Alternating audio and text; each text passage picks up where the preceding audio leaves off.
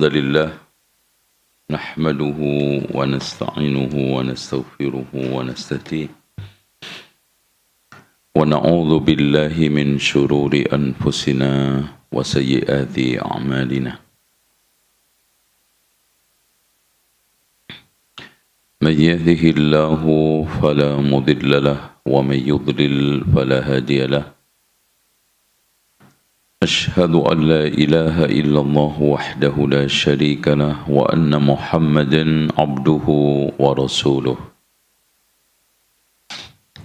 اللهم صل وسلم وبارك على محمد وعلى آل محمد وأصحابه أجمعين والحمد لله رب العالمين. Ibu-ibu sekalian yang hadir secara offline di Masjid Islamic Center Imam Ibnu Hajar dan juga para pemirsa, para jamaah sekalian yang mengikuti secara online, terutama TV-TV Ahli Sunnati wal Jamaah yang meliput. Semoga kita diberikan oleh Allah keistiqomahan, kesabaran di dalam meniti kebaikan dan kebenaran. Amin ya rabbal alamin. Ibu-ibu, judulnya apa tadi?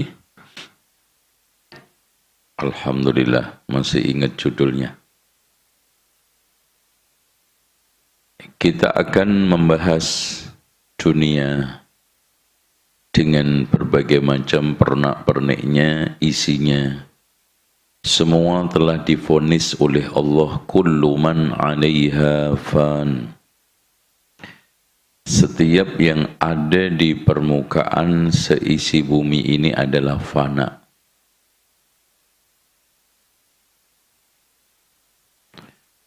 Makanya dunia merupakan hunian yang penuh dengan fitnah dan cobaan.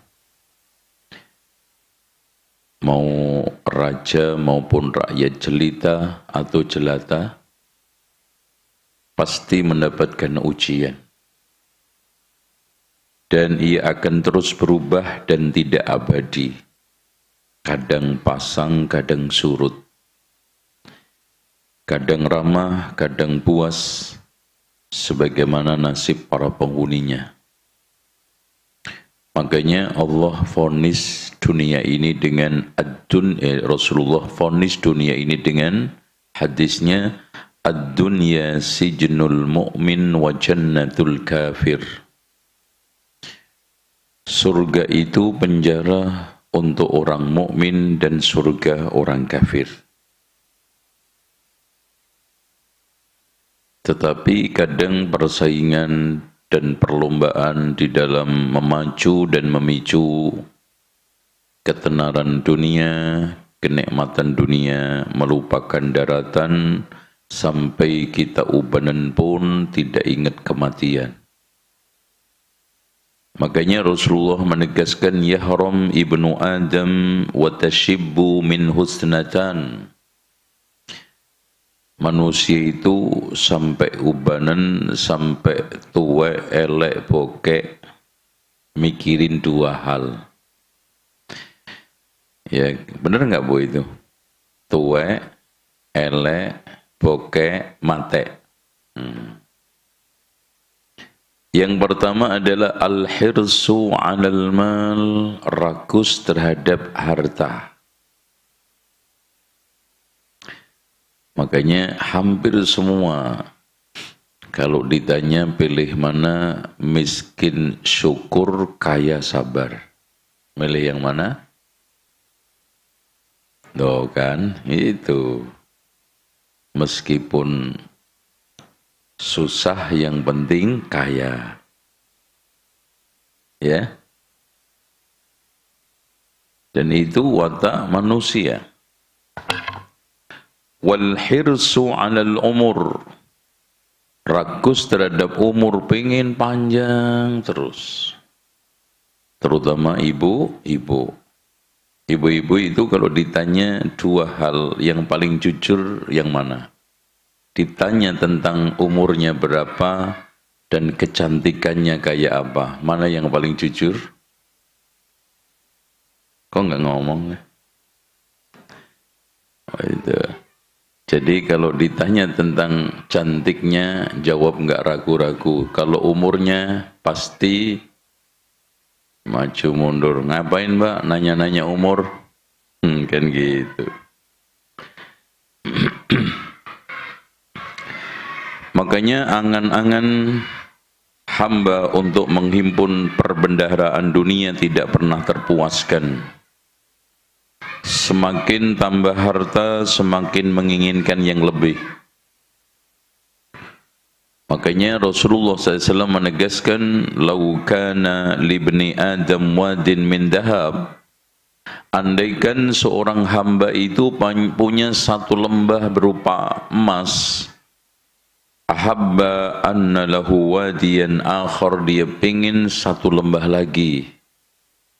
Dulu kan ya masih statusnya kontraktor, ya, ngontrak sana ngontrak sini rumahnya. Itu ngelamun mikir, ya Allah, seandainya punya rumah sendiri kecil aja udah seneng.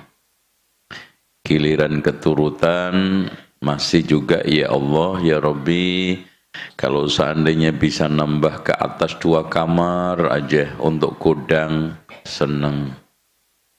Sudah keturutan pun masih mikir lagi, apa cukup di situ? Tidak. Ya Allah, seandainya punya kontrakan 2-3 pintu aja udah lumayan buat nambah-nambah kebutuhan.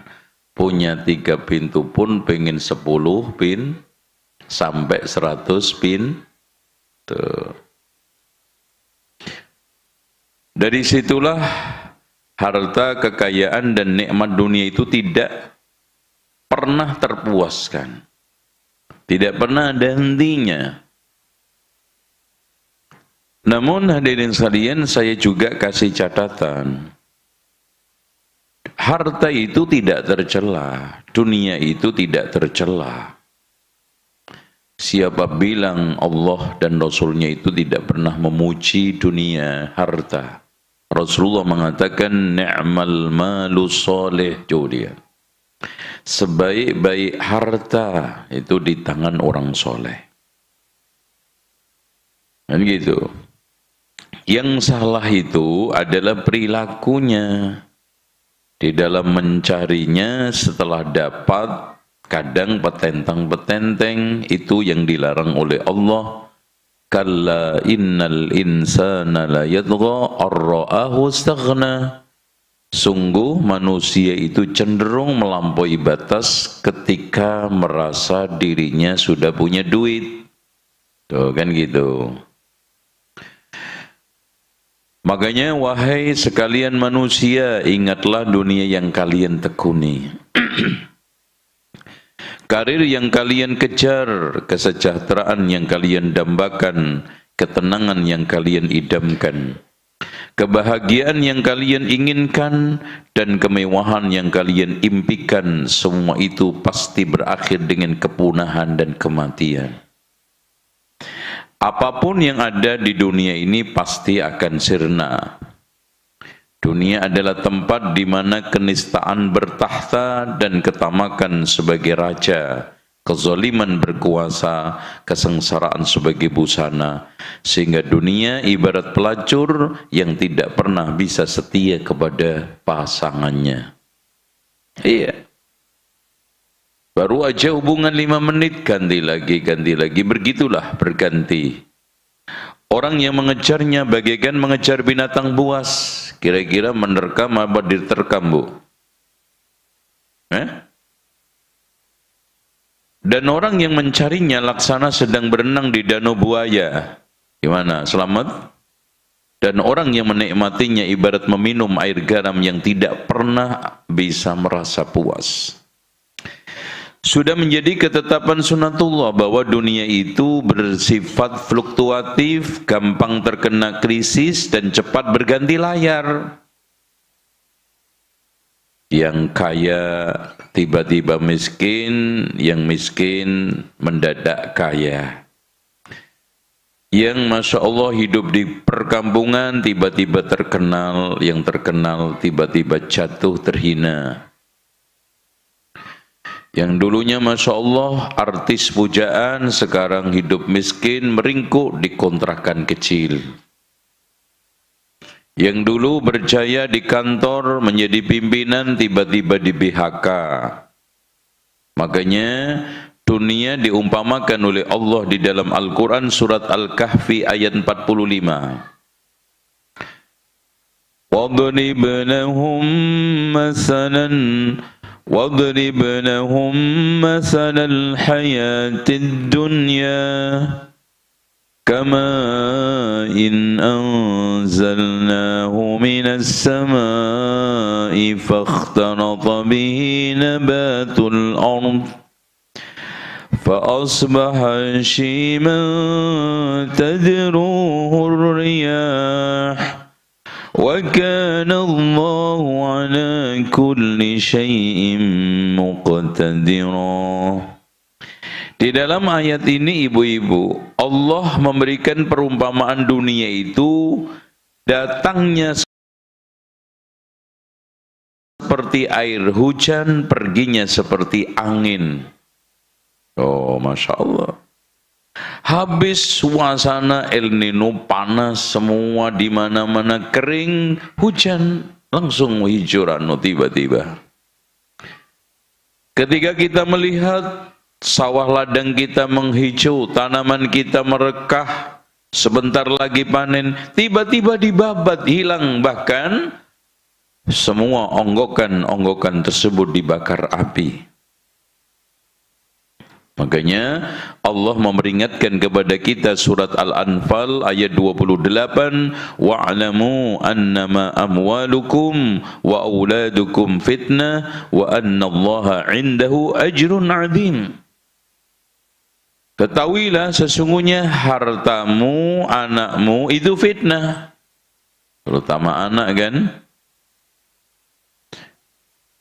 Minimal fitnahnya 4. Al-waladu mabkhalatun, anak itu bikin bakhil orang tua. Majbanatun, bikin pengecut orang tua. Majhalatun, bikin bodoh orang tua. Terus mahzanatun, bikin sedih orang tua. Tuh itu. Jadi yang pertama kali adalah mabkhalatun, bikin bakhil. Majbanatun, bikin pengecut. Majhalatun, bikin bodoh. Mahzanatun, bikin sedih. Makanya sering saya katakan punya anak itu banyak susahnya daripada senangnya. Cuma alhamdulillah Allah itu memberikan karunia setiap orang tua senang disusahi anak. Iya enggak, Bu? Kok ianya lemes banget? Iya. Antar jemput ke sekolah susah, tapi itulah romantika kehidupan kasih sayang kepada anak. Itu nyekolahin, memenuhi kebutuhan itu. Nah, harta intinya dinar dirham itu ada 4 macam. Dirham yang didapat dengan ketaatan kepada Allah dan dibelanjakan untuk hak Allah, itulah sebaik-baik dirham. Jadi duit didapat dengan cara yang halal, yang baik, digunakan untuk yang halal. Untuk jihad, untuk dakwah, untuk nyumbang panti yatim piatu dan yang lainnya. 2, dirham yang didapatkan dengan cara maksiat kepada Allah dan dibelanjakan untuk menentang Allah. Duit dicari dengan jualan narkoba, judi online, ya, digunakan untuk menentang Allah, ya, digunakan untuk membiayai hal-hal yang sekarang ini mendiskreditkan Islam, ya, mengobarkan perang terhadap Islam, menghina Islam, mencibirkan orang-orang yang sekarang ini baik. 3, dirham yang didapat dengan menyakiti seorang muslim, yaitu dengan cara yang zalim, digunakan untuk kezaliman, menyakiti umat Islam. Dan dinar yang keempat adalah dinar yang didapat dengan cara mubah dan dibelanjakan untuk mencari kesenangan. Ya, contoh kerja halal untuk makan, untuk minum, untuk beli pakaian. Tapi pada akhirnya gini, Bu. Yaqulu ibnu Adam mali mali, anak Adam mengatakan hartaku hartaku. Walaysa laka minal mal illa ma akalta faqad afnaita wa ma labista faqad ablaita wa ma tasaddaqta faqad abqait. Sebetulnya harta yang hakiki milik kamu itu hanya yang kamu makan suatu ketika jadi kotoran. Ujung-ujungnya ke toilet. Yang kamu pakai suatu ketika lecek, bahkan jadi gombal. Bahkan gombalnya nggak tanggung-tanggung, gombal mukio, kan kata orang Jawa. Yang ketiga, yang kamu sedekahkan suatu ketika menjadi simpanan di akhirat. Ini yang sebaik-baik dinar. Sekarang kita punya tanah 20 hektar di Sentul umpamanya. Untuk apa? Itu hanya fata morgana. Kita cuma memegang kertas kok. Dipakai tiap hari keliling ya capek. Dibuat kuburan semua, ketika mati ya nggak enak. Jadi yang kita nikmati betul-betul itu adalah yang kita makan suatu ketika jadi kotoran. Yang kita pakai suatu ketika akan menjadi gombal, menjadi sampah. Dan yang kita sedekahkan itulah yang jadi simpanan. Makanya di sini Yahya bin Mu'ad mengatakan dirham itu seperti kalajengking. Kalau kamu tidak pintar meruqyah, jangan coba-coba pegang. Beliau ditanya, apa itu ruqyahnya? Ambil yang halal, tunaikan haknya, zakatnya, infaknya, dan yakinlah air itu akan jernih ketika mengalir dan butek ketika diem. Harta itu akan barokah, harta itu akan mengalirkan kebaikan kepada pemiliknya ketika disedekahkan. Itu ya. Dengan demikian di dalam hidup ini yang baik hanya 3: bersyukur, mencari kesehatan, bertaubat, nggak ada lagi. Ya, apa tadi? Bersyukur, mencari kesehatan, bertaubat. Nggak ada sesuatu yang paling top dalam kehidupan ini. Dan kebanyakan manusia ujung-ujungnya di situ. Semua ini hanya sarana. Ujung-ujungnya adalah bagaimana kita itu bisa bersyukur sehingga yang ada ini kita bisa nikmati. Mencari kesehatan ujung-ujungnya supaya kita hidup sehat dan taubatan nasuha kepada Allah. Makanya tidak ada sesuatu yang paling utama dalam kehidupan kecuali taubat nasuha. Maka disinilah rahasianya dari sabda Rasulullah, man asbaha minkum aminan fi sirbi. Barang siapa yang di dalam kehidupannya ini terpenuhi kebutuhan hariannya, mu'afin fi jasadihi, sehat jasadnya, indahu qutu yaumihi, besok ada yang dimakan, faka'annama hizat lahu dunya bihadafiriha, seperti ngerangkul semua dunia. Itu ya. Makanya betul kata Abu Hazm, siapa yang mempunyai sifat 3 maka sempurnalah akalnya. Orang yang mengenali dirinya, siapa saya, dari mana diciptakan, untuk apa diciptakan, mau dikemanakan nanti setelah itu. Udah mengenali dirinya. Orang yang mampu menjaga lisannya, ya, amsik lisanaka, tahan itu lisan. Dan orang yang bersikap qanaah, ini orang yang sempurna akalnya, mengenali dirinya, menjaga lisannya, dan bersikap qanaah. Dan qanaah itu apa, Bu? Qanaah itu suasana hati yang bisa menerima apa adanya pemberian Allah, yang penting halal meskipun 20 miliar. Nah, ya. Daripada 20 juta haram, mana yang dipilih? Loh itu. Kalau ibu ditawari, ada 20 miliar halal dengan 20 juta haram, dipilih yang mana? Waras itu. Dan intinya, kenikmatan itu Masya Allah, kata Allah, wa in ta'uddu ni'matallahi la tuhsuha. Kalau kau menghitung-hitung nikmat Allah itu tidak akan bisa menghitungnya. Coba yang ada di dalam tubuh kita. Wa fil ardi ayatul lil muqinin. Di muka bumi ini semua ada tanda-tanda kekuasaan bagi orang yang yakin. Wa fi anfusikum afala tubsirun. Cuman sayang manusia itu rakus. Rakusnya manusia itu mengalahin serigala yang kelaparan, kata Rasulullah di dalam hadis yang mulia. Ma di'bani ja'i'ani ursila fi ghanamin bi afsad laha min hirsil mar'i 'alal mal wa syaraf li dinihi. Tidaklah ada dua serigala yang sedang kelaparan dilepas ke dalam satu kambing, ternyata masih lebih kecil, lebih sadis, lebih dahsyat orang yang gila harta, ambisi kedudukan, mengorbankan agamanya. Oh ya, bahaya. Sehingga ketika seorang ulama ditanya rakus, andaikan rakus itu bisa ngomong, ditanya, rakus, siapa orang tuamu? Maka si rakus akan menjawab, ragu-ragu terhadap takdir. Makanya bawaannya orang yang rakus itu nggak percaya terhadap takdir. Terus apa profesimu wahai rakus? Dia akan menjawab, mencari kehinaan. Makanya orang yang rakus itu nanti yang didapat adalah kehinaan.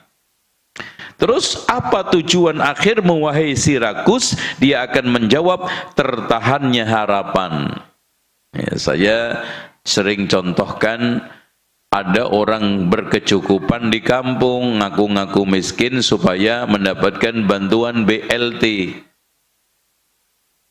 Ternyata ketahuan bu, dia nggak percaya takdir, ditakdirkan Allah berkecukupan, berpura-pura miskin.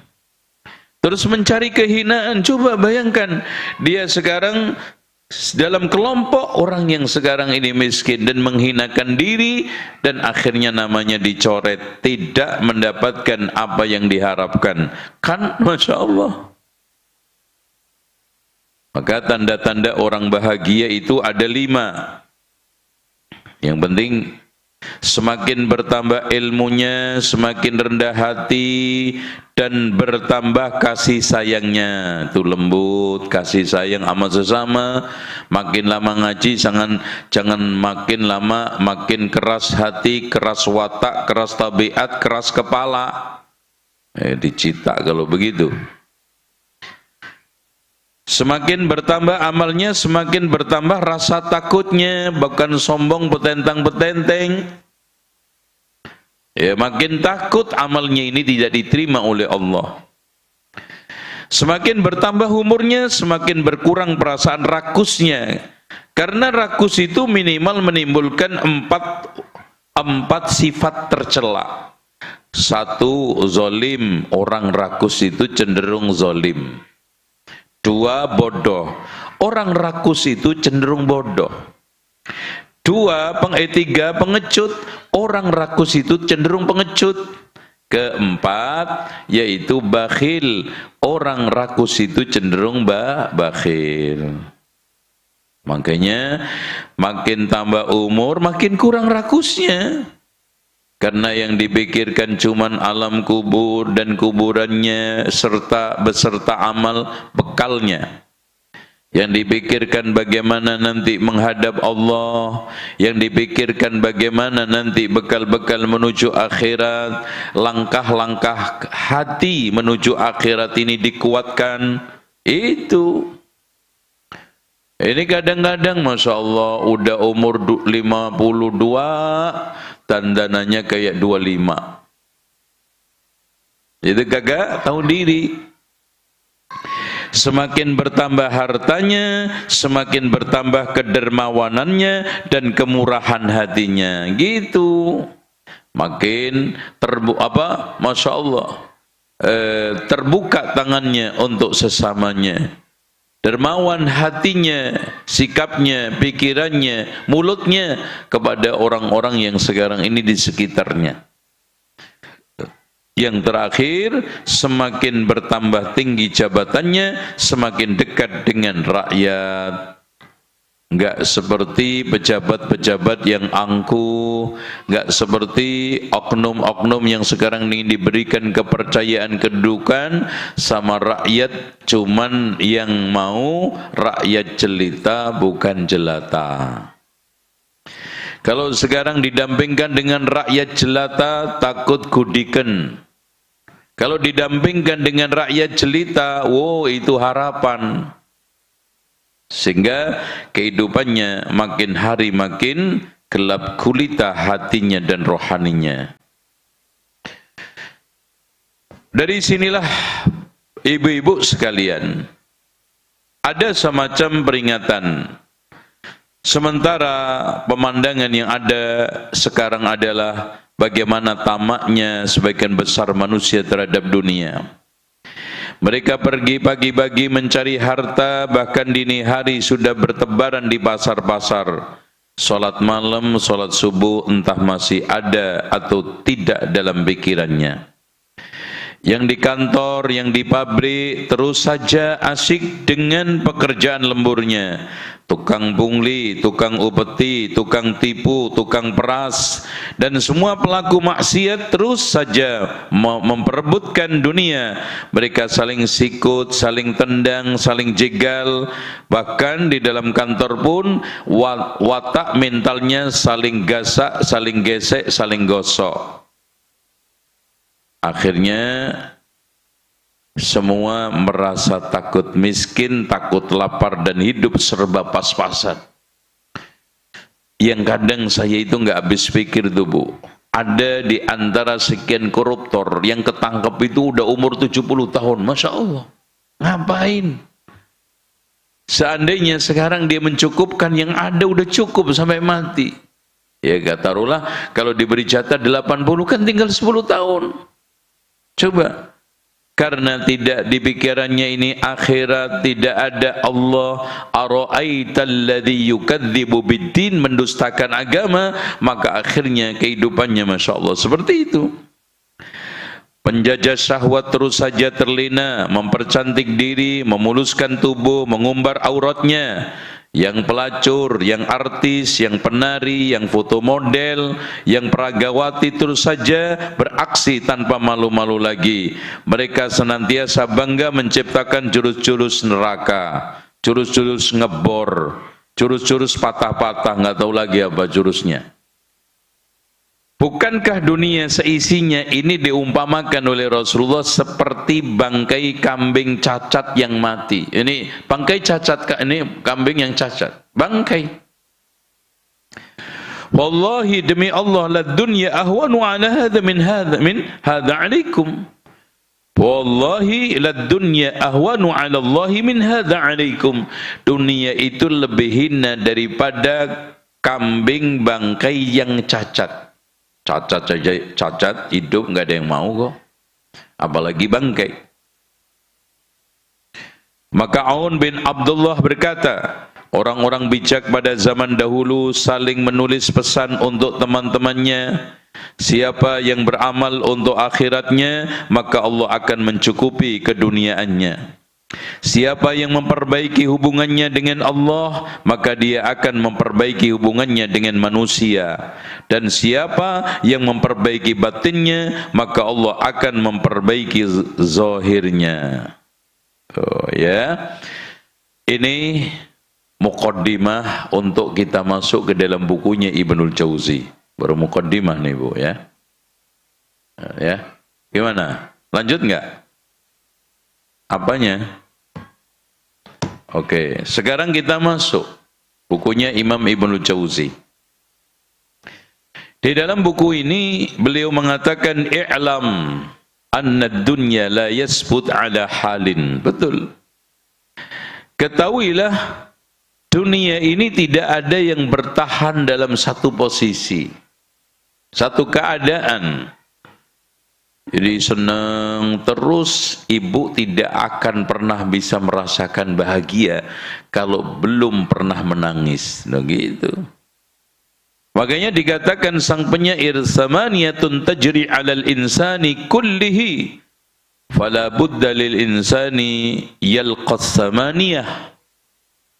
Ada 8 perkara yang pasti melalui semua manusia, dan siapapun orangnya pasti akan menemui 8 itu. Yang pertama, sururun wa huznun, gembira, senang, sedih. Ya, senang, sedih. Ibu kalau senang aja nggak akan pernah bisa bahagia karena nggak punya ukuran senangnya itu yang enak kayak apa. Makanya dibikin oleh Allah sedih sehingga kita tahu harganya, nilainya, dan begitu nikmatnya kesenangan. Tuh. Yang 34, istima'un wa furqatun, pertemuan perpisahan. Ibu tidak akan pernah bisa merasakan nikmatnya persahabatan kalau belum pernah diuji dengan perpisahan. Tuh, Masya Allah. Terus kemudian 56, ya usrun wa yusrun, sulit mudah. Bahkan Allah telah tegaskan, sudah menjadi sunnatullah, inna ma'al usri yusra. Kadang kehidupan ini yang kita hadapi, Masya Allah, penuh dengan apa? Kesulitan. Tapi ketahuilah kesulitan itu pasti akan berakhir dengan kemudahan. Nah, yang sekarang 78 yaitu sukumun wasihatun, sakit sehat. Hari-hari kadang-kadang Masya Allah dirundung dengan berbagai macam penyakit, wira-wiri ke masjid. Ke masjid sampean, ke rumah sakit. Ngapain ke masjid? Waduh. Ternyata Masya Allah ketika sehat lupa daratan, ya. Makanya mumpung sehat, ightanim khamsan qabla khamsin, kata Rasulullah. Manfaatkan 5 sebelum 5. Di antaranya apa? Sehataka qabla saqamik, sehatmu sebelum sakitmu. Bahkan Rasulullah mengatakan, ni'matani maghbunun fihi makasirun minan nas, as-sihhatu wal faragh. Ada 2 kenikmatan yang banyak manusia tertipu dengan 2 kenikmatan itu, yaitu sehat sama luang. Tuh. Jarang sekali ada orang sehat, luang, pikiran plong bisa ngaji seperti ini. Nah kan gitu. Kadang-kadang giliran sehat pikirannya yang aneh-aneh, pengen ini, pengen itu, pengen kesana kesini. Giliran sakit, giliran bokek, di rumah aja.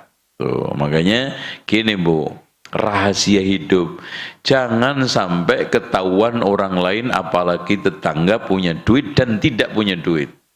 Itu. Wah, ini nih Bu Haji lagi punya duit, kagak pernah di rumah. Keliling aja, mana Bu Haji? Ini dari mall. Nah, giliran, ini udah tanggal tua nih, di rumah aja loh. Ini, tumben Bu Haji, di rumah aja. Iya, lagi kering. Ngaku deh Bu Haji. Jadi seperti itu, jangan. Makanya sederhana itu, posisi kita enak dan tidak enak, kaya miskin itu di tengah. Makanya sering saya jelaskan hakikat sederhana itu ialah dulukan pola daripada gaya, pentingkan kebutuhan daripada keinginan. Nah itu namanya orang sederhana. Bukan orang yang sering-sering makan di rumah makan sederhana. Ya jebol itu. Wah, ini kelompok orang sederhana Pak. Karena apa? Sering nongkrong di warung sederhana. Tuh. Seperti itu. Karena kehidupan ini kita nggak tahu Bu arahnya. Bahkan saya sering katakan, kehidupan ini persis sennya ibu-ibu ketika naik motor, ngesen kanan belok kiri. Iya, kita nggak tahu kemana. Kita udah ancang-ancang, wah ibu ini mau ke kanan, ke kiri. Astagfirullahaladzim. Makanya sen itu bukan untuk memberitahu arah. Kalau untuk ibu itu sen kewaspadaan, itu kan gitu. Nah itu artinya waspada. Hati-hati, saya mau bergerak ke kanan ke kiri. Gitu. Dunia itu seperti itu. Makanya kata Rasulullah, kalau kata Allah di dalam surat Ali Imran ayat 140, wa tilkal ayyamu nudawiluha bainan nas. Begitulah hari-hari di mana manusia saya putar kehidupannya. Ada yang kaya hari ini juga Masya Allah jatuh miskin. Ada yang dari sakitnya bangkit sehat, Alhamdulillah. Tiba-tiba ini Masya Allah di tengah kejayaannya jatuh sakit yang sampai hari ini mungkin belum mendapatkan obatnya. Itulah kehidupan. Yang dulunya Masya Allah dia bangga dengan tampilannya, kecantikannya, sekarang sudah dirundung berbagai macam penyakit, kurus, jelek, yang akhirnya tidak ada yang menarik, apalagi mati. Makanya betul kata Amirul Mukminin Umar bin Abdul Aziz, pernah pagi-pagi murung, Bu. Dia murung, tidak ada muka yang bersahaja. Ditanya sama pendampingnya, wahai Amirul Mukminin, bagaimana pagi seperti ini kok sudah murung, ada apa gerangan? Kata beliau, aku tadi malam merenungkan kondisi si mayit setelah 3 hari dikubur di alam kuburnya. Saya bayangkan mukanya sudah mulai melempuh dan perutnya mengembung dan bahkan pecah keluar cairan yang sangat menjijikkan. Dan tubuhnya sudah mulai menunjukkan pembusukan, yang keluar cairan yang anyir, yang tidak menyedapkan. Walaupun dulu cantik rupawan. Coba aja yang mereka ketika mendapati orang-orang yang menjadi kebanggaannya dikagumin, pengen selfie sana selfie sini, coba ketika mati selfie setelah 3 hari nggak berani deket. Dari situlah hadirin sekalian fakta, wa tilkal ayyamu nudawinuha bainan nas, wa tilkal ayyamu nudawinuha bainan nas. Itulah kondisi kehidupan yang saya putar roda kehidupan ini. Fataratan faqrun, kata Imam Ibnul Jauzi, kadang mengalami kemiskinan. Wataratan ghina, tiba-tiba juga menjadi orang kaya raya. Saking mendadaknya sampai dicurigai orang kanan kiri katanya melihara tuyul. Itu ini tuh. Wataratan izzun, dia sekarang dalam keadaan jaya berkuasa. Wataratan zullun, dan Masya Allah tiba-tiba dia terhina. Kita nggak tahu. Yang dulunya disegani orang, bahkan Masya Allah, ya, menakutkan, siapapun tidak berani. Tapi tiba-tiba sekarang ini Masya Allah terhina dan dihinakan. Makanya Qulillahumma malikal mulki tu'til mulka man tasha wa tanzi'ul mulka mimman tasha. Allah itu raja di raja, memberikan kekuasaan kepada orang yang dimauinya, menarik kekuasaan dari orang yang dimauinya. Coba bagaimana Allah mencabut kekuasaan dari Namrud, dalam sekejap dia menjadi terhina. Bagaimana Allah juga mencabut kekuasaan dari Fir'aun, bahkan akhirnya mati terhina tenggelam di lautan. Begitu juga raja-raja penguasa di dunia ini. Wataratan yafrahul mawali, kadang-kadang kita bergelak tawa dengan teman kita. Wataratan yasmutul aadi, tapi Masya Allah tiba-tiba menjadi musuh bebuyutan. Bahkan memusuh bebuyutan itu rata-rata berasal dari orang terdekat kita. Nggak mungkin kita itu orang kenal di jalan tiba-tiba musuh bebuyutan, enggak. Ya, makanya kadang paman, kadang bibi, pak de, bude, pak le, bule, itu adik, kakak, saudara, bahkan orang tua. Makanya fasaidu laman junnibal fitan, kata Rasulullah, orang yang bahagia adalah orang yang dihindarkan dari fitnah.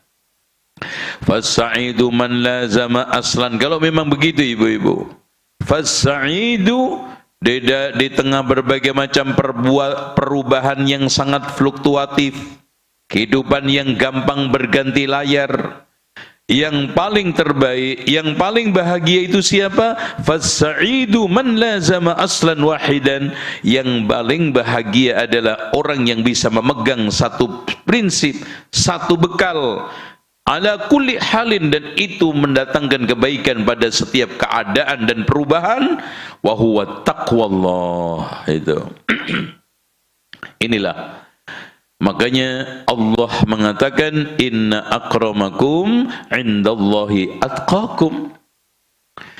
Orang takwalah yang tidak akan pernah terhina dalam setiap keadaan dan perubahan. Orang bertakwalah yang selalu beruntung pada setiap keadaan dan perubahan. Orang bertakwalah yang akan selalu mendapatkan kemuliaan di tengah berbagai macam kehinaan, jatuh bangun tumbang, manusia-manusia yang menghambakan pada dunia dan kekayaan. Maka Allah memuji orang-orang yang bertakwa banyak sekali di dalam Al-Quran. Dan Allah menjelaskan banyak sekali keutamaan takwa, di antaranya wa may yattaqi wa yasbir. Siapa yang bertakwa dan bersabar, fa innallaha la yudhi'u ajral muhsinin. Allah tidak menyanyiakan pahala orang-orang yang baik. Itu. Innahum wa in tasbiru wa tattaqu fa innahu la yadurru kaiduhum syai'a. Kalau mereka bersabar, bertakwa, maka tipu muslihat mereka itu enggak ada manfaatnya. Wa may yattaqillaha yaj'al lahu min amrihi yusra. Barang siapa yang bertakwa kepada Allah, maka Allah akan jadikan seluruh urusannya itu mudah. Oh, lihat, Masya Allah.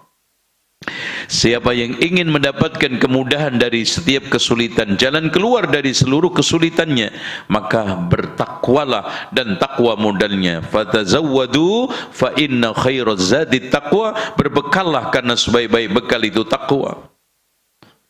Dari sinilah Allah menegaskan kepada kita, wa may yattaqillaha yaj'al lahu makhraja wa yarzuqhu min haitsu la yahtasib. Barang siapa yang bertakwa kepada Allah, maka Allah akan jadikan seluruh kesulitannya itu jalan keluar. Artinya Allah akan berikan jalan keluar dari seluruh kesulitan yang dia hadapi, dan diberikan rezeki tanpa disangka-sangka. Maka dari sinilah kita itu harus mendahulukan apapun adalah takwa. Dan takwa itu hakikatnya seperti yang ditegaskan oleh para ulama, takwa itu dari kalimat al-wiqayah, yaitu melindungi. Makanya secara bahasa safety belt itu adalah wiqayah, karena melindungi. Imunisasi itu wiqayah, melindungi sebelum kena penyakit. Makanya disebutkan oleh para ulama, definisi takwa adalah melindungi diri dari murka Allah, api neraka, azab Allah, dengan menjalankan perintahnya dan menjauhi larangannya. Dan Abdullah ibnu Mas'ud memberikan satu gambaran yang cantik tentang takwa. Beliau mengatakan, takwa hendaknya Allah itu kamu taati, tidak kamu maksiati. Satu. Hendaknya Allah itu kamu syukuri, tidak kamu kufuri. Dan hendaknya Allah itu kamu ingat, tidak kamu lupakan.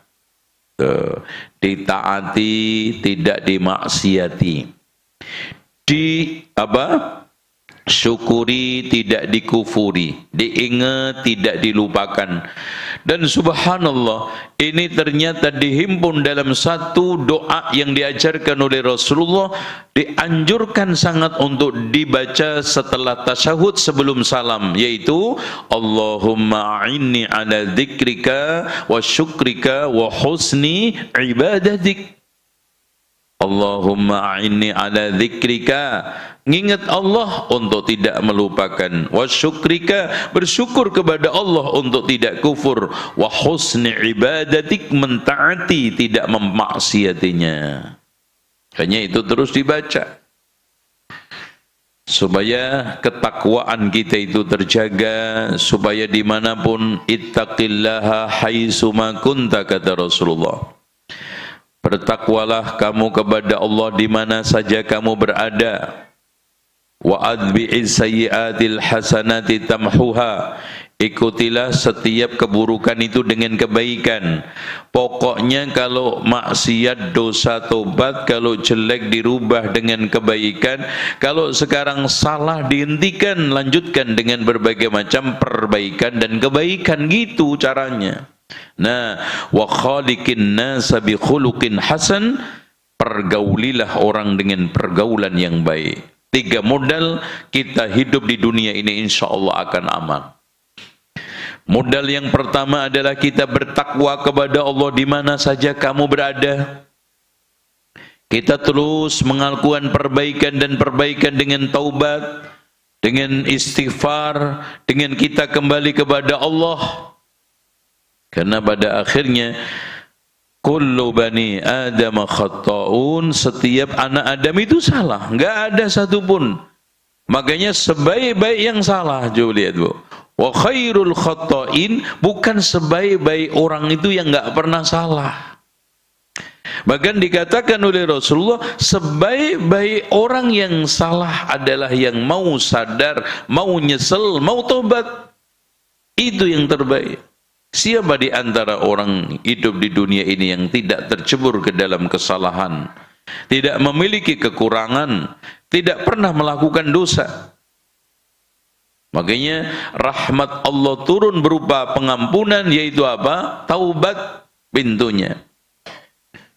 Maka Rasulullah mengatakan, ini Allah Subhanahu wa taala berfirman, "Qul ya ibadiyalladzina asrafu ala anfusihim la taqnatu min rahmatillah." Katakan Muhammad, wahai hamba-hambaku yang telah mengotori dirinya dengan perbuatan maksiat zalim, maka jangan putus asa terhadap rahmat Allah. Allah itu mengampuni semua dosa. Makanya saya sering katakan, bagian dari rahmat Allah, Bu, seandainya hamba ini melakukan perbuatan dosa 70 tahun lebih, Allah bisa saja ampuni dengan kebaikan tobat cuman sehari. Masya Allah. Makanya yang paling ditakuti oleh iblis itu apa? Taubat dan istighfar. Makanya ketika Allah berfirman di dalam hadis qudsi, ya, sebelumnya iblis mengatakan, demi izzahmu dan keagunganmu ya Allah, aku akan terus sesatkan anak Adam selagi hayat masih dikandung badannya. Kata Allah, wa izzati wa jalali, demi keagunganku dan juga izzahku, aku akan ampuni selagi mereka itu istighfar. No, itu Masya Allah. Maka kunci hidup itu istighfar. Kalau seandainya melakukan dosa, taubat, dosa lagi, taubat lagi. Enggak ada. Sekarang ini istilahnya, wah ini kayaknya Allah enggak menerima taubat saya. Makanya Al-Hasanul Basri mengatakan, perbanyaklah istighfar di jalan-jalan, di rumah-rumah, tempat makan dan di pasar, karena kamu tidak tahu pengampunan itu jatuh di mana. Begitu. Bisa saja istighfar yang diterima Allah ternyata sedang kita naik mobil, nyetir, astagfirullah, daripada ngumpat-ngumpat sambil geledek loh, astagfirullah, kan enak. Itu sekarang disalib orang, kampret loh, itu daripada gitu astagfirullah, kan enak. Bahkan seandainya tidak tembus ke pikiran hati, itu masih mending daripada lisan ini kita gunakan untuk ngumpat, untuk ghibah. Mendingan kita itu apa? Berzikir, istighfar. Apalagi Allah itu sifatnya tidak tidur, tidak ngantuk. La ta'khuduhu sinatun wala naum. Makanya Rasulullah mengatakan, innallaha yabsutu yadahu bil-lail liyatuba musii'un nahar wa innallaha yabsutu yadahu bin-nahar liyatuba musii'ul lail.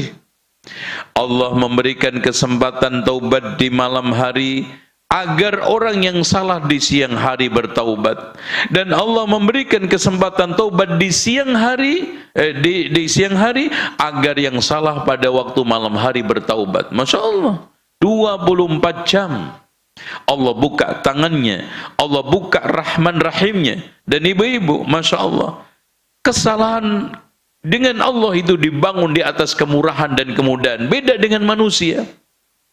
Ibu-ibu, saya tanya, boleh enggak baca istighfar sambil nyapu? Boleh? Coba ibu-ibu minta maaf saya sambil nyapu. Enak aja loh. Maafin ya, gue sambil nyapu. Itu kan. Ibu-ibu sekarang sambil tidur-tiduran baca istighfar boleh enggak? Boleh. Coba ibu minta maaf sama tetangga sambil tidur-tiduran. Lempar itu sandal loh. Itu. Ini mudah. Coba manusia sulit pelitnya. Dia minta maaf di rumah, katanya nggak mau buka pintunya, lagi sibuk di kantor, suruh ke rumah, ribut. Tapi Allah Maha Rahman Maha Rahim.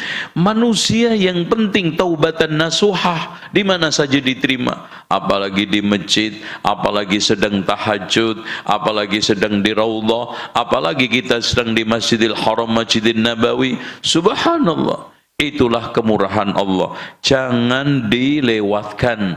Terus hiasi diri dengan istighfar, taubat, karena kata Rasulullah, wa innahu la yughanu qalbi, kadang hatiku gelisah. Wa inni atubu ilallahi mi'ata marratin fil yaum, aku bertaubat sehari itu sampai 100 kali. Makanya fa innahu inistaghna zanathu, karena ketika seorang itu sudah menghiasi dengan ketakwaan, maka ketakwaan itu akan menambahinya. Wa in iftaqara, kalau dia butuh, fatahat lahu abwabas sabr, maka ketakwaan itu akan membuka pintu kesabaran. Jadi ketika ketakwaan itu menghiasi diri kita, Bu, ngadepin apapun itu bisa sabar, bisa lapang dada, bisa menerima kenyataan. Itu beda dengan orang yang nggak bertakwa. Wa in ufiya tammatin ni'matu alaihi, apalagi dalam keadaan sehat wal afiat, duit lagi banyak, Masya Allah, itu subhanallah, nikmat itu makin berharga dengan ketakwaan, nikmat itu makin sempurna dengan ketakwaan itu. Beda dengan orang yang nggak bertakwa, punya duit banyak, pikirannya malah ruwet, apalagi ketika nggak punya duit lebih mumet. Wa ini betulia hamalathu, Masya Allah, kalau diuji maka ketakwaan itu akan menopang kita, mendukung kita dengan dukungan support yang kuat, menguatkan. Wala yadurruhu, tidak membahayakan, in nazala bi zaman aw sa'at, mau naik mau turun, enggak membahayakan dirinya. Orang yang bertakwa tidak akan pernah menangis karena dia jatuh, dan tidak akan pernah terbahak-bahak karena naik. Bahkan semua dihadapi dengan lapang dada. Makanya orang mukmin itu adanya, dan ini adalah sumber kebaikan, ketika nikmat syukur, ketika kena musibah sabar, ketika melakukan dosa istighfar. Sehingga Rasulullah mengatakan, ajaban li amril mu'min, saya heran terhadap urusan orang mukmin. Inna amrahu kullahu khair, semua urusannya itu baik. In asabathu sarra, kalau mendapatkan kenikmatan, syakara fakana khairan lahu, syukur, maka itu baik buatnya. Wa in asabathu dharra, kalau dia tertimpa ujian, musibah, sabara sabar fakana khairan lahu, itu juga baik buatnya. Au a'rahu au kasau, mau sekarang hidup Masya Allah hanya punya satu pakaian ibarat telanjang, mau sekarang bergelimang dengan berbagai macam pakaian, tetap juga sama. au asba'u, kekenyangan, kelaparan sama, li'anna jami'a tilkal asya tazulu wa tataghayyar, karena semua itu tidak ada yang abadi, tidak ada yang awet, semua akan mengalami perubahan. Yang tidak berubah, yang tidak pernah menghinakan dan mendatangkan kehinaan adalah taqwallah. Wa taqwa, makanya takwa adalah aslus salama, asas pilar keselamatan, kesejahteraan. Harisun la yanam, penjaga kita yang tidak pernah tidur, Masya Allah. Ya'khudhu bil yad indal athara, menarik tangan kita ketika kita kepleset. Itu takwa, yang menarik tangan kita. Wa yuwafiqu 'alal hudud, dialah yang menggiring kita untuk tidak menginjak batasan-batasan Allah. Wal munkar man gharrathu ladzatun, adapun kemungkaran adalah orang yang tertipu kelezatan sesaat. Hasalat ma'adami taqwa, itu semua didapat karena tidak ada ketakwaan. Fa innaha satuhawwalu wa tukhallihi khasira, ketika ketidakadaan ketakwaan maka akan berubah menjadi petaka, berubah menjadi neraka, berubah menjadi kenestaan abadi. Oleh karena itu terakhir, walazimit taqwa, pegang teguhlah sifat ketakwaan, sikap ketakwaan. Fi kulli halin, dalam keadaan, ittaqillah haitsu ma kunta, bertakwalah kamu kepada Allah di mana saja kamu berada. Fa innaka la tara fidzik illa sa'ah, maka tidaklah kamu dalam kesempitan, maka akan dibantu oleh Allah dengan keleluasaan. Wa fil marad illa al-afiyah, tidaklah kita saat sakit melainkan diberikan kesembuhan oleh Allah. Hadza naqduhal ajil wal ajil ma'lumun, adapun sekarang balasannya ya segera maupun nanti di akhirat ma'lumun, yaitu artinya balasan orang-orang yang bertakwa di dunia dan di akhirat itu jelas. Wallahu a'lam bishawab. Demikian. Sekarang kita buka tanya jawab insyaallah. Tafadhal, silahkan. Baik, jazakallahu khair, barakallahu fiik Ustaz atas ilmu yang disampaikan, dan juga silakan para jamaah sekalian, baik yang offline maupun online, terutama yang online bisa menghubungi nomor kami di 081180333389, dan juga bagi jamaah yang hadir di majelis ilmu di Masjid Imam Islamic Center Imam Ibnu Hajar, silakan ada yang ingin bertanya langsung, Ummahat, atau lewat kertas dulu. Baik. Pertanyaan yang pertama, Ustaz. Yeah. Assalamualaikum warahmatullahi wabarakatuh. Izin bertanya, Ustaz, apakah salah kalau saya menghindari kumpul keluarga besar? Karena setiap kumpul keluarga kadang saudara yang satu curhat dan menjelekan saudara yang lainnya. Begitu juga yang lain seperti itu. Saya khawatir kalau saya akan salah berbicara dan salah menanggapi curhat saudara-saudara saya. Syukron, Ustaz. Secara umum, orang yang bisa bergaul itu lebih baik daripada yang enggak bergaul. Orang yang bersosial itu akan lebih indah di hadapan Allah daripada yang tidak bersosial. Mana dalilnya? Rasulullah SAW bersabda, Al-mu'minu alladhi yukhalitun nas wa yasbir ala adahum khairun minal ladhi la yukhalitun nas wa la yasbir ala adahum. Orang mukmin yang bergaul dengan manusia dan sabar atas gangguannya. Nah, ini gangguannya. Artinya di dalam bersosial itu pasti ada gangguan. Gangguan yang sifatnya agama, yaitu apa? Agama kita dilemahkan, agama kita diolok-olok, ya. Syiar-syiar yang sedang kita hidupkan dihina-hina, itu gangguan. Gangguan dunia kita, mungkin saja status sosial kita miskin direndah-rendahkan, status jabatan kita, kekerjaan kita, mungkin apaan loh, kerja cuman seperti itu, sabar. Termasuk gangguan bersosial adalah tadi, Ada orang yang suka ngomongin orang, ada yang suka ngomongin suaminya, ada yang suka ngomongin tetangganya, ada yang suka ngomongin besannya, ada yang suka ngomongin menantunya, ada yang suka ngomongin kucingnya. Ada nggak? Iya, karena melihara kucing di rumah. Dosa nggak ngomongin kucing? Ghibah kucing? Ya, nggak apa-apa. Makanya daripada ngomongin tetangga, ngomongin kucing aja no.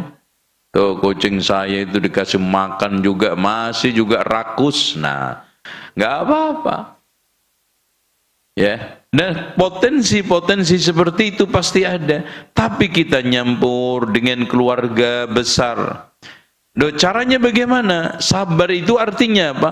Ada usaha untuk memperbaiki, ada usaha untuk menjadi orang yang sekarang memberikan masukan, motivasi, memperbaiki keadaan. Jangan ikut arus, jangan lumer dengan kondisi, jangan kita itu membaur. Akhirnya apa? Akhirnya sama dengan mereka. Bukankah suatu hal yang indah kalau omongan-omongan itu kita tidak pedulikan, kita alihkan caranya. Pokoknya dia ingin mengajak bicara dengan kita, bicarakan si fulan, Mbak, tanya aja gimana anaknya jadi masuk ke Ibnu Hajar, dengan gitu dialihkan. Masya Allah, kemarin katanya cerita mau beli motor, itu jadi Mbak, itu kan indah. Artinya di sana ada cara-cara, bahkan 1000 cara untuk mengalihkan pada pembicaraan yang positif.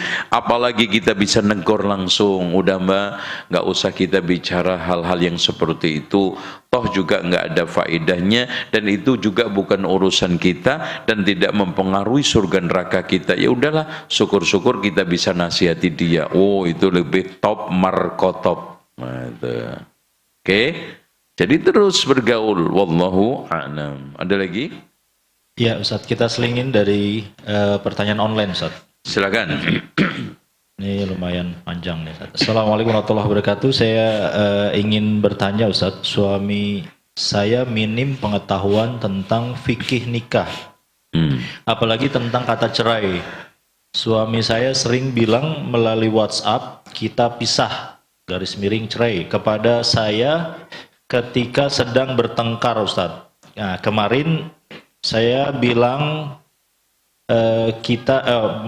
suami saya bilang kita tidak ada hubungan apa-apa lagi. Saya tanya maksudnya apa? Dia menjawab ya tidak ada apa-apa. Lalu saya memastikan sekali lagi, apakah itu cerai? Suami saya menjawab, ya saya minta cerai. Nah, jadi saya bingung maksudnya Pak Ustadz. Saya tanya minta cerai atau menceraikan. Suami saya jawab kedua-duanya. Ya, berarti stres. Lalu saya pastikan sekali lagi, apakah maksud kata kamu di atas untuk menceraikan saya hari ini sudah diniatkan di hati? Dia menjawab, ya cerai, puas kamu. Nah, saya tidak terpaksa. Apakah sudah jatuh talak Ustaz? Mohon arahannya Ustaz. Langkah pertama, suami seperti ini harus diruqyah. Ya. Ini karena kemungkinan di otaknya di sini lagi ruwet, banyak setan yang masuk. Diruqyah. Dan ini bukan hal guyonan, betul. Jadi ruqyah itu bukan orang yang sedang kesurupan saja. Orang-orang yang hatinya sedang ruwet karena jauh dari zikir kepada Allah. Makanya ala bidzikrillahi tatmainnul qulub. Ketahuilah dengan zikir kepada Allah, yaitu membaca Al-Quran, zikir yang paling tertinggi, maka hati pikirannya akan tenang. Langkah yang kedua, coba dibangun komunikasi yang sehat, komunikasi yang hangat, komunikasi yang sekarang ini bermartabat. Yaitu apa? Saling membangun komunikasi yang menghargai. Suami di dalam kata-katanya harus menjunjung harkat martabat istri. Begitupun sebaliknya. Istri tidak boleh tidak bersikap sopan. Kesantunan dalam berbahasa itu lebih ditekankan kepada orang-orang dekat kita. Suami kita, istri kita. Kadang-kadang ada istri yang sembrono menggunakan kalimat-kalimat sehingga menyinggung suaminya. Makin lama bukan makin berubah, tapi makin lama itu makin apa? Keras. Karena apa? Kalimat-kalimat yang dipakai itu selalu menohok, menyodok. Gitu ya. Nah, langkah yang ketiga, coba cari mediator, mentor yang efektif untuk menengah-nengahinya. Mentor yang efektif ini bisa orang tua, paman, pakle, pade, orang-orang dekat atau mungkin ustadz. Supaya di sini ada pihak yang didengar, ada pihak yang objektif memandang perkara kedua belah pihak yang kemungkinan subjektif. Makanya kalau ada yang curhat ibu atau bapak suami istri itu selalu nggak saya tanggapin kalau dua-duanya tidak hadir. Kenapa? Karena pembelaan dan subjektif. Nah, langkah yang keempat, nah ini yang terakhir ini, coba sekarang ini diadakan semacam apa ya, SWOT itu kalau di dalam perusahaan. Didata masalahnya. Ya, bikin data tabulasi ya, itu kan gitu kayak mau pemilihan umum aja. Jadi coba didata masalah rumah tangga ini apa sih sebetulnya, masalah suami istri, nggak bolak-balik seperti itu. Di SWOT ya, artinya untung rugi, baik buruk, enak nggak enak, lanjut atau nggak lanjut, itu loh. Nanti ponten ya 1, 2, oh ternyata masih banyak baiknya, berarti ini tinggal cara komunikasi saja. Masih layak rumah tangga ini untuk dipertahankan. Setelah didata semua, oh Masya Allah ternyata banyak negatifnya, maka dari sinilah pintu yang terbaik adalah perceraian. Karena apa? Karena kalau mempertahankan sama-sama hidupnya makin lama makin buruk. Tuh. Dan subhanallah, contoh di situ. Dengan orang lain dia lebih berbahagia. Suami istri pun begitu. Oleh karena itu di sini hendaknya memakai akal sehat dan sabar. Sabar dan akal sehat itu Masya Allah berdampingan. Maka betul kata Imam Ibnu Jauzi yang pernah saya sampaikan, sabar itu berat, tidak ada yang bisa memanggul kecuali akal sehat. Nah itu.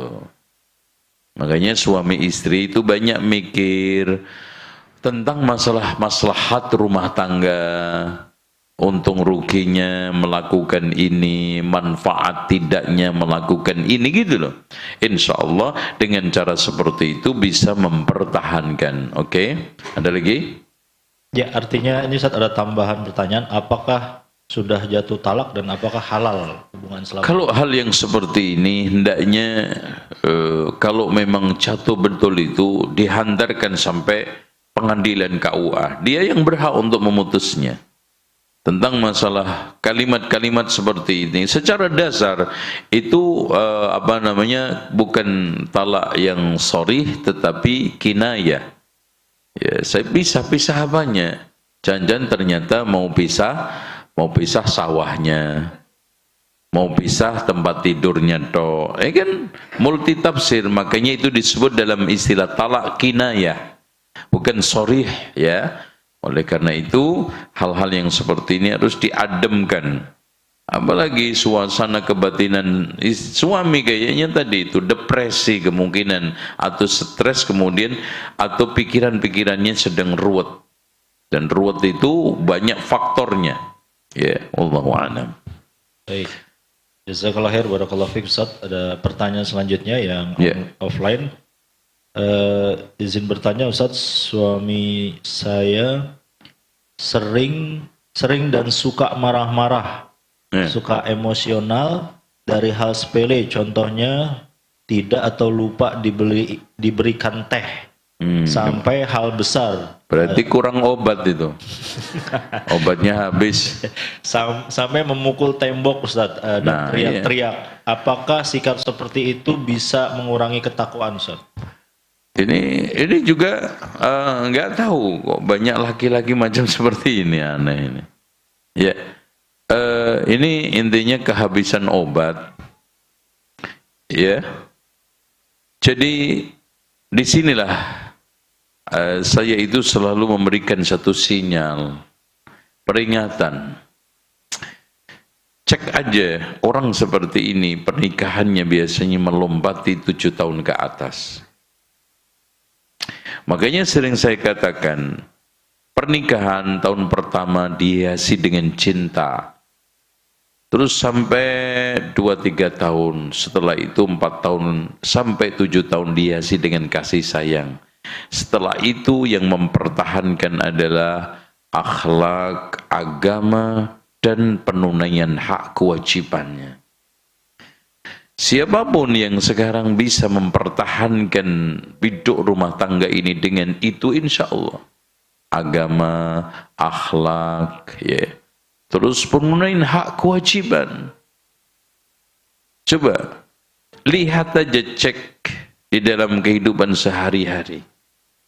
Kadang-kadang suami istri itu meremehkan yang sepele. Makanya ada satu ungkapan, jangan menyepelekan yang remeh, jangan meremehkan yang sepele. Contoh dalam kehidupan biasa, kita meremehkan lampu yang sedang konslet. Ternyata itu sumber kebakaran gedung. Iya tidak? Contoh, kadang ada sebagian orang yang meremehkan sikat gigi. Ya. Jadi jarang gosok gigi. Akhirnya apa? Dari situ pemicu apa? Permasalahan hidup. Berarti kan gitu. Kadang-kadang menyepelekan masalah ketika menyambut suami datang dari kantor. Kadang ada istri bentuknya Masya Allah daul-daul. Terus kemudian dicium jidatnya bau PPO. Remason, aduh, gitu. Kadang-kadang kudungnya kena saus, sambel, aduh, subhanallah. Iki istri apa wong ilang, gitu kan itu. Nah, hal-hal yang seperti ini kan diremehkan. Jangan meremehkan yang sepele, jangan menyepelekan yang remeh. Karena ternyata Bu, Masya Allah, sering saya umpamakan monyet itu ketika diterpa badai tornado makin kenceng pegangannya. Ada punting beliung dikenceng juga pegangan di pohonnya. Ada badai topan juga kenceng. Ternyata si monyet jatuh karena angin sepoi-sepoi basah. Ngantuk itu di monyet, gedebuk jatuh. Monyet jatuh. Kenapa?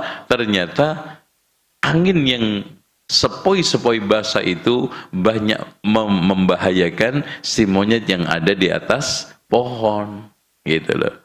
Nah, masalah rumah tangga gitu, Bu. Kepleset itu bukan batu besar, sudah semua udah tahu di depan batu besar itu akan waspada. Kadang kerikil, jatuh, aduh ternyata ya Allah kaki saya patah Pak, operasi jutaan tuh cuman kerikil. Ya Allah, coba gue gagal lewat di situ. Akhirnya, lau seandainya gitu juga pernikahan rumah tangga. Tuh, pokoknya kunci jangan meremehkan perkara sepele, jangan menyepelekan perkara yang remeh. Itu ngeletakin sandal, ya, menyiapkan makan sarapan pagi, suami mau kerja itu ngobrol yang menggunakan sopan santun, senyum sapa salam, anaknya aja bisa kok di kantor di sekolah, nah kan gitu. Dari cara-cara seperti itu maka orang itu akan bisa mempertahankan hidup rumah tangganya, bahtera akan terus berlayar sampai pantai insya Allah. Seperti itu ya. Ya, selanjutnya Ustaz. Ya. Assalamualaikum Ustaz, apakah sudah benar ketika ada teman atau saudara kita yang sedang sakit tertimpa musibah, kita ucapkan yang sabar ya, karena saat ini sangat banyak yang membalasnya dengan perkataan, jangan ajari aku sabar, kamu tidak merasakan apa yang menimpa aku. Nah, bagaimana Ustaz? Ini salah, karena Rasulullah ketika mendapati perempuan yang menangis meratapi yang ada di kuburan, kan sedang nangis, Rasulullah pesankan juga, isbiri, sabarlah. Cuman orang tersebut nggak tahu yang negor itu Rasulullah. Dia sambil tetap menghadap ke pekuburan, ilaika anni innaka lam tusab bi musibati. Sama sikap orang itu seperti sikap perempuan itu. Pergi kamu ke sana, kamu tidak tertimpa musibah seperti yang saya alami. Masya Allah, persis. Terus akhirnya orang tersebut diberitahu bahwa yang negor tadi Rasulullah, dan lebih kencang nangisnya. Pergi ke Rasulullah minta maaf. Apa kata Rasulullah? Innamas sabru inda sadmatil ula. Kesabaran itu diperlukan sangat ketika ketatap pertama kali. Karena kedua, ketiga, keempat tidak perlu. Contoh, ibu ketatap, tek. Wah, itu yang butuh kesabaran. Kalau sudah digosok 2-3 kali, ya udahlah, kan gitu. Makanya ketika kena pertama kali, dan kuncinya cuma sabar. Terus apa lagi? Makanya tadi dikatakan Ibnul Jauzi, sabar itu berat, tidak ada yang bisa memanggul kecuali akal sehat. Ya wajar orang yang memberikan nasihat itu nggak kena musibah yang seperti dia, makanya dia butuh sabar. Itu ya. Makanya sabar itu dilatih, sabar itu harus diberikan satu lingkungan, keadaan yang mendukungnya. Sehingga Masya Allah, Nabi Ya'qub alaihissalam yang diberikan oleh Allah sabrun jamil. Nabi Ayub alaihissalam yang diuji oleh Allah sakit 18 tahun, itu semua modalnya apa? Sabar. Ini, orang kalau sudah Masya Allah merasakan kesabaran, itu akan manis lezat nanti endingnya. Seperti yang dialami oleh Nabi Ya'qub, yang dialami oleh Nabi Ayub alaihi wassalam. Wallahu a'lam. Ada lagi? Baik Ustaz, jazakallah. Ini terakhir mungkin. Baik Ustaz. Bismillah Ustaz, barakallahu fikum Ustaz. Semoga Allah senantiasa menjaga Ustaz dan keluarga. Ustaz, ketika kita merasa pernah melakukan kesalahan kepada teman kita dan sudah meminta maaf, apakah hal tersebut sudah menggugurkan dosa kita? Bagaimana kita tahu sudah dimaafkan karena beliau tidak menjawab apapun? Kemudian, jika kita menjaga jarak dengan teman kita dengan tujuan supaya tidak lagi terjadi perselisihan, apakah hal ini diperbolehkan? Kami masih bersalaman dan saling ucap salam, akan tetapi hanya sampai itu saja Ustaz. Jazakumullah khairan. Ya, ini perintah Allah di dalam surat Al-A'raf ayat 199 sampai 200, yaitu apa? Khudil af, maafkan dia, sudah. Lebih daripada itu kita tidak diberikan oleh Allah kekuasaan untuk mengendalikan hati orang apakah dia itu memaafkan atau tidak. Itu bukan kuasa kita, dan itu bukan kewajiban kita dan tanggung jawab kita. Dia memaafkan atau tidak memaafkan, yang penting kita sudah minta maaf. Itu satu. Terus kemudian yang kedua, wa'mur bil urfi, perintahkan kebaikan. Artinya yang penting kita melakukan kebaikan, memperbaiki hubungan. Nah yang terakhir, wa'arid 'anil jahilin, berpalinglah dari sikap-sikap orang jahil. Yaitu apa?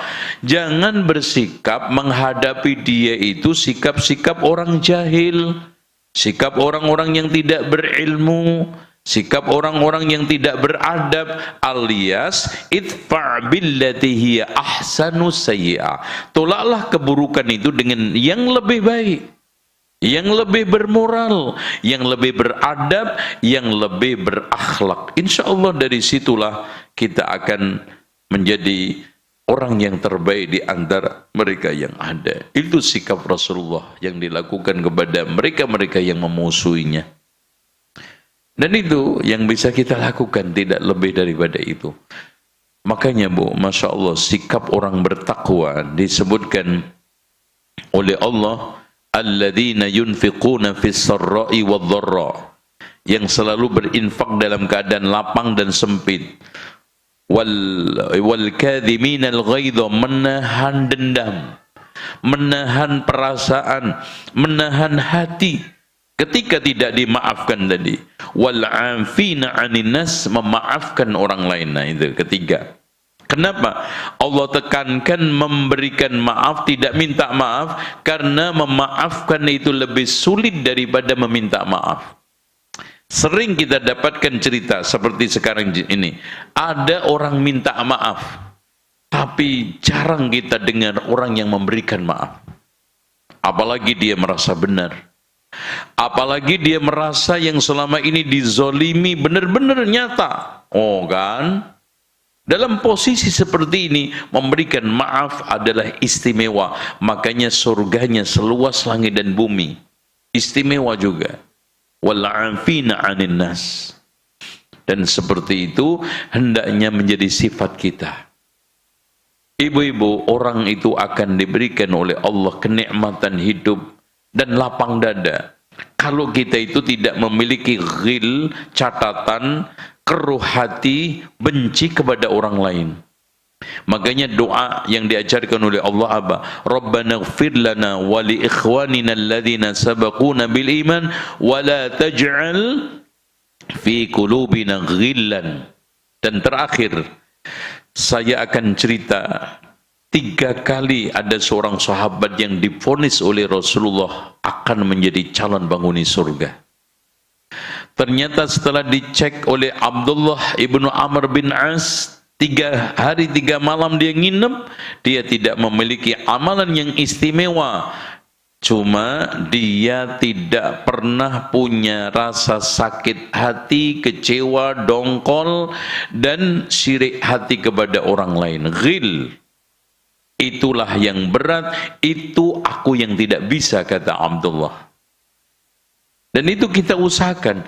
Itulah dalam ungkapan para ulama, salamatus sadr. Mengamankan hati kita, perasaan kepada orang lain yang negatif. Salamatus sadr, membersihkan perasaan negatif dari orang lain. Itu merupakan suatu yang berat, yang istimewa, yang itu bisa memasukkan seorang sahabat ini sampai 3 kali divonis oleh Rasulullah calon penghuni surga. Makanya kita memohon kepada Allahumma inna nas'aluka salamatas sadr. Allahumma rzuqna salamatas sadr. Ya Allah, aku mohon kepadamu salamatus sadr, ya. Hati yang selamat dari perasaan negatif kepada orang lain. Hati yang selamat dari perasaan negatif untuk memvonis negatif orang lain. Hasad, iri, dengki, sombong, angkuh, semua semoga dinyahkan dari hati kita semua, ya. Demikian, mudah-mudahan bermanfaat. Dan ini yang terakhir, silakan. Iya Ustaz, satu lagi Ustaz ya. Yang terakhir. Disimpulkan Ustaz ya. Iya, iya. Ada lagi? Masih Ustaz. Apa itu? Yang satu tambahan yang tadi Ustaz, kalau teman kita sudah meninggal, gimana cara minta maafnya Ustaz? Ya, bacakan istighfar. Jadi ada orang-orang yang punya hak kezaliman atau apapun kepada orang-orang yang sudah meninggal dunia. Cara untuk minta maafnya adalah memohonkan kepada dia pengampunan setulus-tulusnya. Insya Allah dengan cara seperti itu, maka kebaikan kita akan bisa menutupi kesalahan kepada dirinya. Kalau berupa materi, kembalikan haknya. Uang, utang, pinjaman kepada ahli warisnya. Kalau kita tidak ketemu ahli warisnya, sedekahkan atas nama dia. Itu cara bertaubat kesalahan kepada orang lain yang sudah meninggal dunia. Wallahu a'lam. Cukup. Baik, jazakallahu khair, barakallahu fiik Ustaz atas materi yang disampaikan. Kami minta sedikit closing statement dari Ustaz Fadhol. Baik. Dari kesimpulan di ujung dari kajian ini, Bapak Ibu sekalian, pemirsa dan ibu-ibu yang hadir secara offline, intinya kehidupan ini adalah sarana, keduniaan adalah jembatan, tujuan kita utama adalah akhirat. Dan dunia ini tidak ada satupun yang abadi, kullu man 'alaiha fan. Dan dunia memiliki satu ciri khas, gampang berganti layar, fluktuatif, dan gampang terkena krisis. Dengan demikian, pilar utama yang bisa mengokohkan kehidupan tidak ada satu-satunya selain taqwa. Maka hiasilah diri kita dengan ketakwaan, dan hakikat daripada ketakwaan itu tidak lain adalah menjaga diri dari azab Allah, murka Allah, neraka dengan melaksanakan perintahnya dan menjauhi larangannya secara istiqamah. Mudah-mudahan kita termasuk orang-orang yang muttaqin, dan semoga apa saja ilmu yang kita pelajari hari ini dijadikan oleh Allah ilmu yang bermanfaat, dan Allah selalu mengajarkan kepada kita ilmu-ilmu yang bermanfaat. Semoga pertemuan kita pertemuan yang dirahmati oleh Allah, dan perpisahan kita perpisahan yang dijauhkan oleh Allah dari keruh hati dan perpecahan. Subhanakallahumma wa bihamdika asyhadu an la ilaha illa anta astaghfiruka wa atubu ilaik. Wa sallallahu ala Muhammadin wa ala ali Muhammad walhamdulillahi rabbil alamin. Wassalamualaikum warahmatullahi wabarakatuh.